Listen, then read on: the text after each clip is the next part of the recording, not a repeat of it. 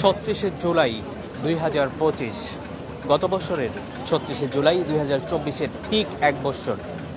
ঠিক এই সময়টাতে বাংলাদেশের রাজধানী ঢাকা থেকে শেখ হাসিনা হেলিকপ্টারে করে পালিয়েছিলেন।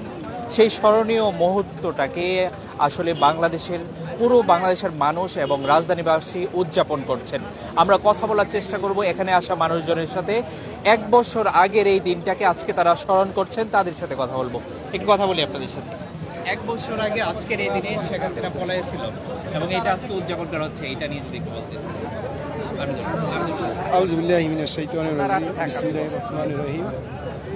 আজ থেকে দীর্ঘ এক বছর আগে শেখ হাসিনা পালাইছে। উনি এমন এক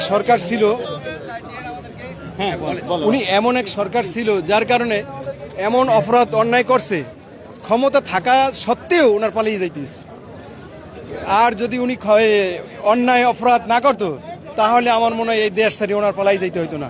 উনি এমনকি ওনার আত্মীয় স্বজন নিয়ে উনি পালাই গেছে, আর ওনার দলের সব লোক ভিতরে রাইখে উনি একা পালাই গেছে। স্বার্থপরতার কাজ করছে।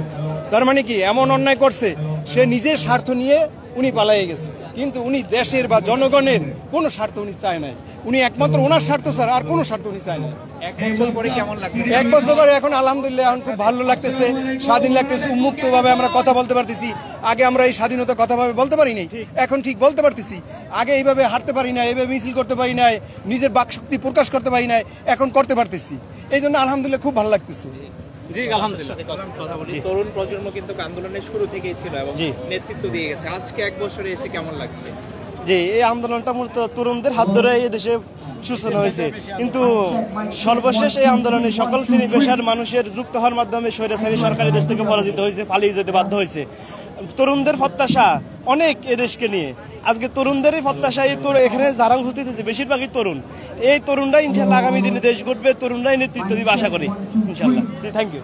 দর্শক, আমরা কথা বলছিলাম, আপনাদের সাথে দেখানোর চেষ্টা করেছিলাম ফেসিবাদ পালিয়ে যাওয়ার যে এক বছর, সেই এক বছর উদযাপন করতে কিন্তু মানিক মিয়া অ্যাভিনিউতে সকাল থেকেই হাজার হাজার মানুষজন কিন্তু এখানে আসছেন এবং তারা ভিড় করছেন এই এলাকাটিতে। এবং তারা বলছেন গত বছর এক বছর আগে ফেসিবাদ সৃষ্টিকারী শেখ হাসিনা এই দিনটিতে দেশ ছেড়ে পালিয়েছিল, সেই দিনটি কিন্তু আজকের দিনে তারা স্মরণ করছে। দর্শক, আমরা বলি আজকে কিন্তু বিকেল 5টায় ঠিক মানিক মিয়া এভিনিউর সামনে এই যে সংসদ ভবনের যে দক্ষিণ প্লাজা, সেই দক্ষিণ প্লাজা থেকে বাংলাদেশ সরকারের প্রধান উপদেষ্টা ডক্টর মোহাম্মদ ইউনূস বাংলাদেশের যে জুলাই অভ্যুত্থানের যেই ঘোষণাপত্র, সেই ঐতিহাসিক ঘোষণাপত্র কিন্তু আজকে বিকাল 5টায় এখান থেকে পাঠ করা হবে। এবং সেই ঘোষণাপত্র পাঠকে কেন্দ্র করে কিন্তু আজকের এই বিশাল গণজমায়েত সকাল 11টা থেকে এই গণজমায়েত শুরু হয়েছে এবং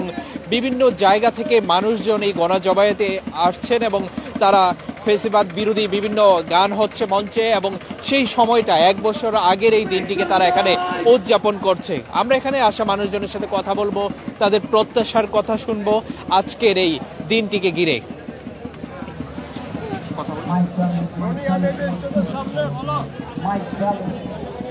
দর্শক, আপনারা যুক্ত আছেন ডেইলি সানের সঙ্গে। আমরা আপনাদেরকে সরাসরি আজকের মানিক মিয়া এভিনিউতে যে এক বছর পূর্তি জুলাই গণ অভ্যুত্থানের সেই মানিক মিয়া অ্যাভিনিউ থেকে আপনাদেরকে সরাসরি যুক্ত রেখেছি।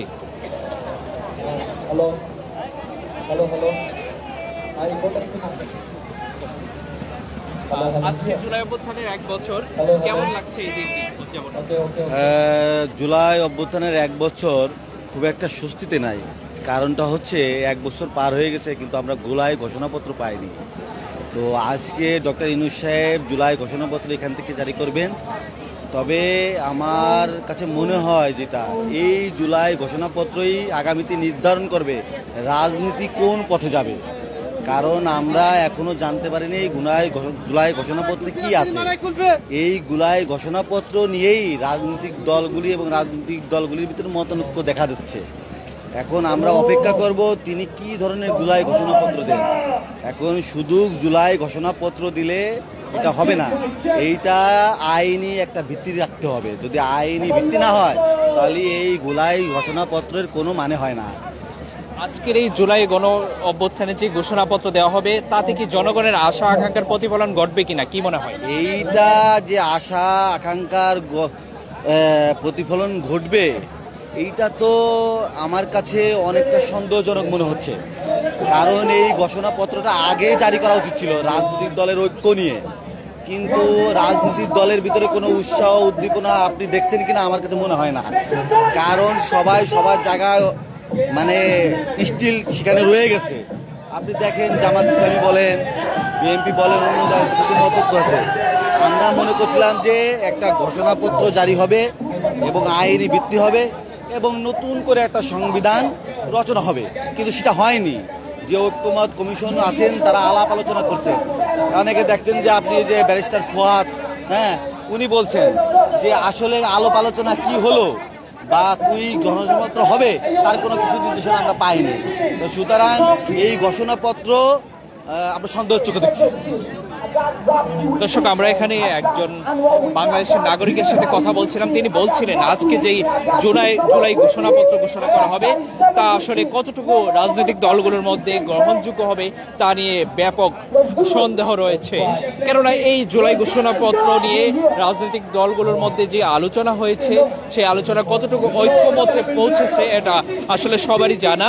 সব রাজনৈতিক দলগুলো কিন্তু জুলাই ঘোষণাপত্রের খসড়া চেয়েছিল এবং সেই খসড়াটি কিন্তু জনগণের সামনে প্রকাশ করতে চেয়েছিল। তারপরেও এখানে আসা মানুষের অপেক্ষা আজকের যে জুলাই ঘোষণাপত্র, সেই ঘোষণাপত্রে জনগণের যে আশা আকাঙ্ক্ষা, সেই আশা আকাঙ্ক্ষার বাস্তবায়ন হবে। আমরা যদি একটু দেখাই দর্শক আপনাদেরকে, জাতীয় সংসদ ভবনের দক্ষিণ প্লাজায় কিন্তু এর মধ্যে কিন্তু তৈরি হয়েছে এবং এখান থেকেই কিছুক্ষণ পর দক্ষিণ প্লাজা থেকে কিন্তু ডক্টর মোহাম্মদ ইউনূস জুলাই ঘোষণাপত্র পাঠ করবেন 5টায়। আজকে 5টা নাগাদ সেই ঘোষণাপত্র পাঠ হবে, সেজন্যই কিন্তু এখানে মানুষের অপেক্ষা চলছে।